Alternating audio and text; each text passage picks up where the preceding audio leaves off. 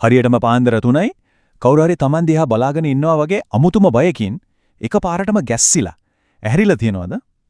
කෙනෙකුට මේ එකපාරටම ගැස්සිලා හැරෙන අවස්ථාව ඕනතරම් තියෙනව නේද?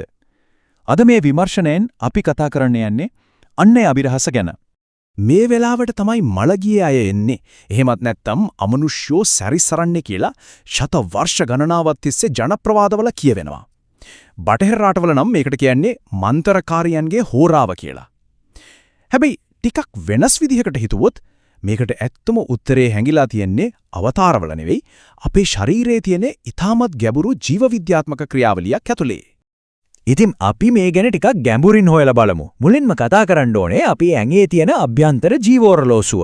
ඒ කියන්නේ සර්කේඩියානු රිද්මය ගැන. මේක හරියටම කිව්වොත් නින්දේදීවත් විවේක ගන්නෙ නැති ඊටමත් නිවැරදිව සේවාමුර ක්‍රමයට වැඩ කරන පුදුමාකාර යන්ත්‍රයක්. සම්ප්‍රදායික චීන වෛද්‍ය විද්‍යාවට අනුව ගත්තොත් අපේ ඇඟේ තියෙන අවයව වැඩ කරන්නේ විශේෂිත සේවාමුරවලට.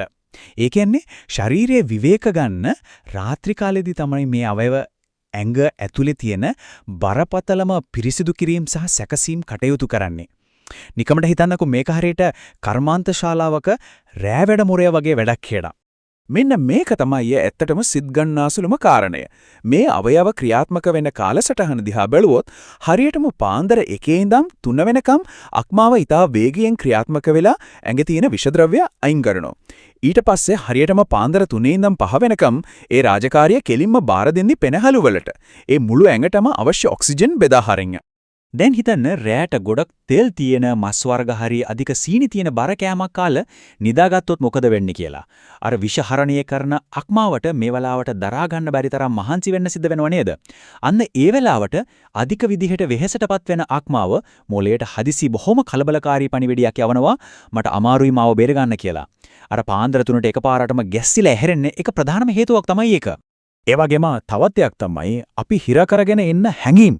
මේවා මේ ජීව විද්‍යාත්මක ක්‍රියාවලියට කෙලින්ම බාධා කරනවා. හිතේ තියෙන වෛරය, කෝපය වගේ දේවල් අක්මාවටත් කාටවත් නොකියපු ලොකු දුකක් කනගාටුවක් තියෙනවා නම් ඒක පෙනහළවලටත් අහිතකර විදිහට බලපානවා. ඉතින් මේ නිසා පාන්දර කාලයේදී හදිසියම හුස්ම ගන්න අපහසු වෙලා වේදනාවෙන් ඇහැරෙන අවස්ථා ඕනතරම් තියෙනවා. ඊළඟ වැදගත්ම කාරණය තමයි රුධිරයේ සීනි මට්ටම පහළ වැටීම. රැට ගොඩක් කාබෝහයිඩ්‍රේට් එහෙමත් නැත්නම් පිෂ්ඨය ගොඩක් තියෙන කෑමක් කෑවම මුලින් සීනි මට්ටම එකපාරටම වැඩි වෙලා පැය කිහිපයකට පස්සේ ඒ කියන්නේ හරියටම අර පාන්දර 3 විතර වෙනකොට එකපාරටම මේ සීනි මට්ටම කඩාගෙන වැටෙනවා. මේ විදිහට සීනි මට්ටම වේගයෙන් පහළ බහිද්දී මොළයේ දැඩි ලෙස කලබල වෙනවා. මොළය හිතන්නේ ශරීරයට දැන් කෑම නැහැ. අපි ලොකු අනතුරක ඉන්නේ කියලා. ඉතින් වහාම ක්‍රියාත්මක වෙන මොළය කෙනෙක්ව අවදි කරන්න අවශ්‍ය හදිසි අනතුරු ඇඟවීමක් නිකුත් කරනවා. ඇහැරුණු ගමන් ලොකු බඩගින්නක් දැනෙන්නේ දාඩිය දාලා තියෙන්නේ අන්නේ නිසයි. මෙතනදී අපේ ඇඟ ඇතුලේ සිද්ධ වෙන හෝමෝන යුද්ධය ඊටාම අපූර්වට පැහැදිලි වෙනවා. ඔන්න බලන්න එක පැත්තකින් අපිව සුව පහසුවට නිදි කරවන මෙලටෝනින් හෝමෝනය පාන්දර වෙද්දි ක්‍රමයෙන් අඩු වෙනවා. අනිත් පැත්තෙන් උදෑසනට අවදි වෙන්න ඇඟ සූදානම් කරන කෝටිසෝල් කියන ආතති හෝමෝනය ස්වභාවිකවම වැඩි වෙන්න පටන් ගන්නවා. දැන් හිතන්න දවල් කාලයේදී දැඩි මානසික පීඩනයකින් හිටපු කෙනෙක් ගැන. එයාගේ ශාරීරිය දැනටමත් මේ කෝටිසෝල් හෝමෝනය පිරීලා තියෙන්නේ. ඉතින් අර පාන්දර ස්වභාවිකව හැදෙන කෝටිසෝල් ටිකත් මේ තියෙන මානසික ආතතියත් එක්ක එකට ගැටෙනකොට හරියට මොළයට විදුලි සැරයක් වැදුනා වගේ එකපාරටම අවදි වෙනවා. ඊට පස්සේ අර ප්‍රශ්න ගැන සිතුවිලි කෝටියක් එකපාරට මොළුව ඇතුලේ වැඩ කරන්න පටන් ගන්න එක අහන්න දෙයක්ද? හරි දැන් අපි බලමු මේ දේවල් පරිණාමීය ජීව විද්‍යාවත් එක්ක ගොඩනගෙන විදිය. මේක ඇතරම හරිම රසවත් කාරණයක්. අපේ ආදි මුතුන් මෙත්තා නෙමත් නැත්තම් ගල් යුගයේ ජීවත් වෙපු මිනිස්සු කවදාවත් අද අපි වගේ එක දිගට පැය 8ක් නිදා ගන්න පුරුදු වෙලා හිටියේ නැහැ. අපේ DNA ඇතුලේ තියෙන මේ පුරුදු දිහා බැලුවම තේරෙන දේ තමයි ඒ කාලේ මිනිස්සු නිදාගත්තේ කොටස් දෙකකට. රෑ මැදදී ඇහැරිලා වැටපිටාවේ අනතුරුදායක සත්තු ඉන්නවද ගිනිමෙලේ නිවිලද කියලා බලන්න වුන් පුරුදු වෙලා හිටියා. මේ ආරක්ෂිත පියවර අපේ ඇඟ ඇතුලේ තාමත් තියෙනවා. ඒ කියන්නේ මේ විදිහට පාන්දර ඇහැරෙන එක ලෙඩක් නෙවෙයි. ඒක පරිණාමයෙන් අපිට ලැබුණු ස්වභාවික පුරුද්දක්. ඊට අමතරව පාන්දර 3 කියන්නේ සාමාන්‍යයෙන් පරිසරයේ සීතලම වෙලාව. මේ වෙලාවට ශරීරයේ උෂ්ණත්වයේ වෙනස් වීම වලට මිනිස්සු ගොඩක් සංවේදී. වාතාශ්‍රය නැති කාමරයක ඝනකම් රෙදි පොරවගෙන නිදාගත්තොත් ඇඟේ රස්නය පිට කරගන්න බැරි වෙලා මොළය අපිව අවදි කරනවා. ඒ වගේම කාමරයේ ඕනවට වඩා සීතල වුණොත් ඇඟ ගැහෙන්න අරගෙන නිින්ද කැඩෙන්නත් පුළුවන්. මේ කොයි හේතු නිසා හැරි පාන්දර ඇහැරුණාම බොහෝ දෙනෙක් ඉබේටම කරන දෙයක් තමයි කොට්ටයට තියෙන ස්මාර්ට්ෆෝන් එක අරන් වෙලාව බලන එක. හැබැයි මේක තමයි ආයෙත් නිින්දට යන්න තියෙන අවස්ථාව සම්පූර්ණයෙන්ම නැති කරන කෙනෙකුට කරන්න පුරුවන් ලොකුම වැරද්ද. මෙතන තියෙන වැදගත්ම කාරණය තමයි ස්මාර්ට්ෆෝන් එකේ තිරෙන් නිකුත් වෙන නිල් ආලෝකය මොළයේ ක්ෂණිකව රවට්ටනවා දැන් ඊරපායල උදේ වෙලා කියලා. ඒකින් අර අපිව සුවපහසුවට නිදි කරවන මෙලටොනින් හෝමෝනේ නිපදවීම සම්පූර්ණයෙන්ම නවත්තලා දානවා. ඉතින් විනාඩියක් ෆෝන් එක දිහා බැලුවොත් ආයෙත් බොහෝ වෙලාවක් යනකම් නිින්ද යන්නේ නැති එක අනිවාර්ය දෙයක්. හැබැයි කලබල වෙන්න එපා.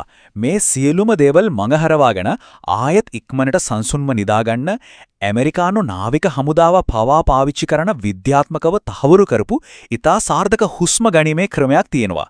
කිසිම ඖෂධයක් නැතුව ඉක්මනින්ම ස්නායු පද්ධතිය සංසුන් කරන්න මේකෙන් පුළුවන්.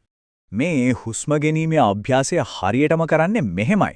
මුලින්ම තත්පර 4ක් නාසයෙන් හුස්ම ඉහළට ගන්න. ඊළඟට තත්පර 7ක් ඒක පෙනහළු ඇටලේ රඳවාගෙන ඉන්න. අන්තිමට තත්පර 8ක් තිස්සේ හිමින් කටින් හුස්ම පිට කරන්න. මේකෙන් හදවත ගැහෙන වේගය අඩු වෙලා හරියට ගැඹුරු නිින්දකට යනවා වගේ ඇඟම සංසුන් වෙනවා. අවසාන වශයෙන් ගත්තොත් බොහෝ ආගමික සහ අධ්‍යාත්මික සම්ප්‍රදායන් වලට අනුව මේ පාන්දර කාලය කියන්නේ කිසිසේත්ම කරදරයක් නෙවෙයි. මේකට බ්‍රහ්ම මුහුර්තය කියලාත් කියනවා. ඒ කියන්නේ විශ්වයේ ශක්තිය උපරිමව තියෙන භාවනා කරන්න වගේම ජීවිතයේ ප්‍රශ්නවලට ඊටාම පැහැදිලි විසඳුම් හොයාගන්න පුරුවන් ඊටාම වටිනා වෙලාවක්. ඉතින් මේ සියලුම කරුණු සලකා බැලුවම අපිට හිතන්න ලොකු දෙයක් ඉතුරු වෙනවා. ඊළඟ වතාවේ අඳුරේම එකපාරටම නිින්දෙන් අවදි වුණාම ඒක හුදෙක් ශරීරයේ හදිසි අනතුරු ඇඟවීමක් විතරක්මද? එහෙමත් නැත්නම් ජීවිතයේ අලුත් ගමනක් ආරම්භ කරන්න අලුතෙන් හිතන්න ලැබුණු ඊටාම නිහඬ පරිපූර්ණ අවස්ථාවක්ද? අද අපි කරපු මේ විමර්ශනයෙන් ඒකෙන අලුත් ආකල්පයක් ලැබෙන්නේ නැති කියලා විශ්වාස කරනවා.